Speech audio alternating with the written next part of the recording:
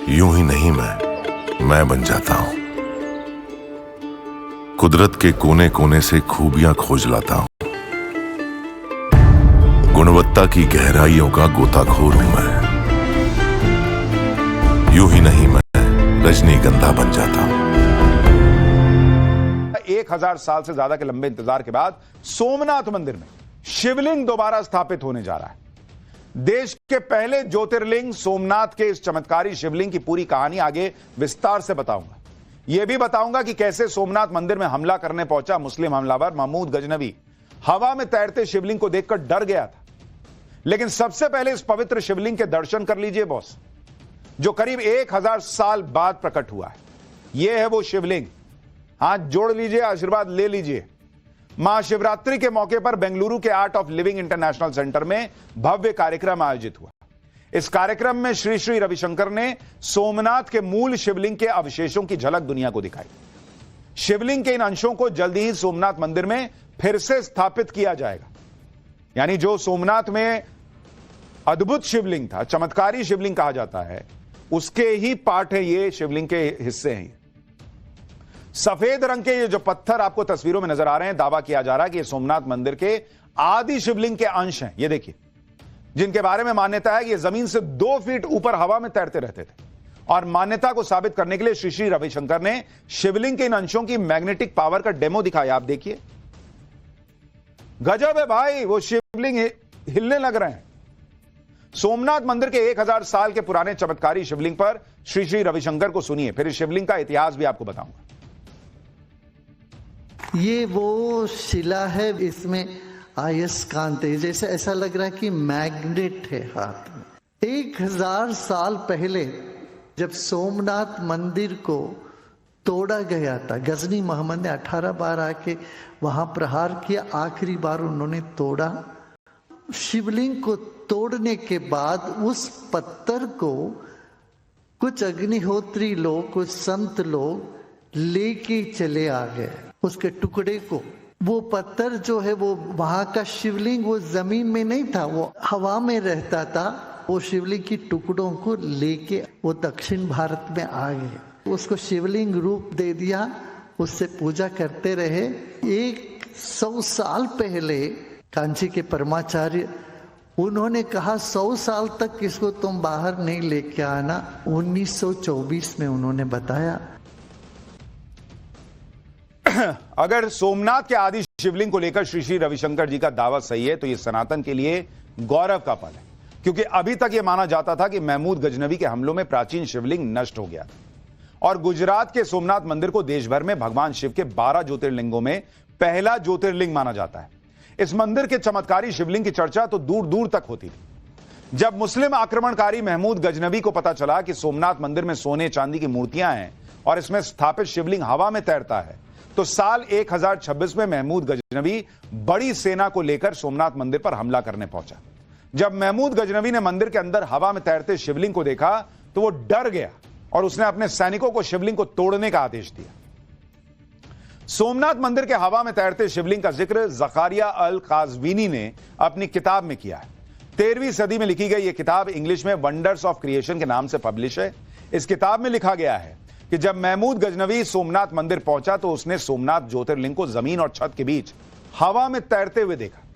गजनवी ने अपने सैनिकों को आदेश दिया कि वो पता लगाएं कि हवा में उड़ते ज्योतिर्लिंग की वजह क्या है। गजनवी ने जांच करवाई कि कहीं शिवलिंग किसी रस्सी के सहारे तो हवा में नहीं उठा हुआ है, लेकिन गजनवी के सैनिक भी हवा में उठे शिवलिंग का मैकेनिज्म नहीं खोज पाए। तब वहां मौजूद एक शख्स ने महमूद गजनवी को बताया कि शिवलिंग के ऊपर जो मंडप है उसे मैग्नेटाइट धातु से बनाया गया है, मैग्नेटिक धातु से बनाया गया है, जिसमें मैग्नेटिक पावर होती है और ज्योतिर्लिंग बनाने में लोहे से मिलती जुलती कोई धातु इस्तेमाल हुई। इसी वजह से शिवलिंग में मैग्नेटिक पावर पैदा होती है और वो हवा में झूलती है। इस थ्योरी की जांच करने के लिए जब गजनी ने अपनी तलवार शिवलिंग की तरफ उछाली तो वो जाकर मंडप से चिपक गई, जिससे यह साबित हुआ कि शिवलिंग के मंडप में मौजूद मैग्नेटिक फोर्स ही शिवलिंग को हवा में रखती थी। इस बात पर यकीन करने के लिए गजनवी ने शिवलिंग के मंडप को तुड़वा दिया। अब 1000 साल बाद सोमनाथ मंदिर के प्राचीन शिवलिंग के अंश मिलने का दावा हो रहा है। श्री श्री रविशंकर के मुताबिक सोमनाथ मंदिर के प्राचीन शिवलिंग के टुकड़ों को उस वक्त मंदिर में मौजूद अग्निहोत्री ब्राह्मण अपने साथ तमिलनाडु ले गए और तब से उनकी कई पीढ़ियां इन टुकड़ों से बने शिवलिंग की पूजा करती आ रही। साल 1924 में अग्निहोत्री परिवार ने कांची के तत्कालीन शंकराचार्य स्वामी चंद्रशेखरेंद्र सरस्वती से शिवलिंग के इन अंशों को दोबारा सोमनाथ मंदिर में स्थापित करने पर चर्चा की, जिस पर शंकराचार्य ने अगले 100 सालों तक इसे गुप्त रखने और इसकी पूजा जारी रखने का निर्देश दिया। अग्निहोत्री परिवार का यह भी दावा है कि उस वक्त शंकराचार्य ने भी यह भविष्यवाणी की थी कि पहले राम मंदिर बनेगा, उसके बाद ही शिवलिंग को बाहर लाया जाना चाहिए। और आप देखिए 1924 से 100 साल बाद यानी 2024 में राम मंदिर बना और अब शिवलिंग बाहर आई। पिछले साल अयोध्या में भव्य राम मंदिर के उद्घाटन के बाद अग्निहोत्री परिवार एक बार फिर शिवलिंग के इन अंशों को लेकर कांची के मौजूदा शंकराचार्य के पास पहुंचा। परिवार का दावा है कि शंकराचार्य ने उन्हें शिवलिंग के इन अंशों को श्री श्री रविशंकर को सौंपने के लिए कहा और भरोसा दिया कि वो इन्हें सोमनाथ मंदिर में दोबारा स्थापित करने में मदद करेंगे। आप भी अग्निहोत्री परिवार को सुनिए, फिर आपको सोमनाथ के शिवलिंग की हवा में तैरने वाली पावर के बारे में बताऊंगा। ये हमारा हाथ में जो कर्तव्य बाकी है इसका कैसे करें बोल के दोबारा कांचीपुरम जाके शंकराचार्य जी के पास विज्ञापन किया, इसका दोबारा स्थापन के लिए कुछ काम। उन्होंने बोला ये काम करने के लिए योग एक महात्मा है, उनके पास जाओ, पैसे बेंगलुरु में जाके सीधा खुद जाओ, किसी के पास मत भेजो, ऐसा महात्मा जी के हाथ में ये काम दे दो, वो करा देगा, ऐसा बोल के मुझे भेजा है। इसलिए श्री श्री रविशंकर जी के पास मैं आया हूं। अब आप देखिए कि श्री श्री रविशंकर जिन दो पत्थरों को सोमनाथ शिवलिंग होने का दावा कर रहे हैं, उन दोनों पत्थरों में भी मैग्नेटिक पावर दिखती है। तभी तो दोनों पत्थर एक दूसरे को धकेल रहे हैं। आप देखिए ना किस तरह से ऐसे जैसे ही पत्थर एक दूसरे के ऊपर आ रहे हैं, जैसे दो मैग्नेट हो और एक दूसरे को धक्का देते हो, गोल घूमने लग जा रहा है। क्योंकि इन पत्थरों में ऐसे लोहे के अंश होते हैं जिनमें मैग्नेटिक प्रॉपर्टी होती है। ऐसे कई पत्थर होते हैं जिनमें प्राकृतिक रूप से मैग्नेटिक पावर होती है, जैसे लोडस्टोन, मैग्नेटाइट, हेमेटाइट और पायरोटाइट।